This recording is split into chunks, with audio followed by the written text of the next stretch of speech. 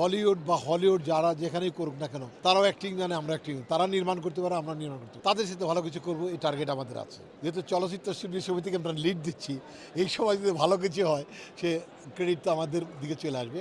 আমরা চাচ্ছি যে আল্লাহর রহমতে মানুষজন আরও ফিরবে, আরও হলমুখী হবে, আরও ভালো ভালো ছবি হবে, আরও বেশি করে মানুষ বাংলা সিনেমা দেখবে। আমি শুধু শিল্পী সমিতির সদস্যই না, আমি সিনিয়র ভাইস প্রেসিডেন্ট হিসাবে আমি খুব আলোর মুখ দেখতে পাচ্ছি এবং অহংকার বোধ করছি, আশা, স্বপ্ন দেখছি। স্বপ্ন দেখা তো ভালো, স্বপ্ন ছাড়া মানুষ আসলে সামনে এগোতে পারে না। আমরা চাই বলিউড বা হলিউড যারা যেখানেই করুক না কেন তারা পারলে তারাও মানুষ, আমরাও মানুষ, তারাও অ্যাক্টিং জানে, আমরা অ্যাক্টিং, তারা নির্মাণ করতে পারে, আমরা নির্মাণ করতে পারি। অবশ্যই ভালো কিছু, তাদের সাথে ভালো কিছু করবো, এই টার্গেট আমাদের আছে। আপনারা যেভাবে ফিরছেন, এক সময় চলচ্চিত্রের একটা সিনেমা, যে ধরনের সিনেমায় রিলিজ হতো, অজস্র দর্শক এই সিনেমার বিপুলভাবে হিট করত।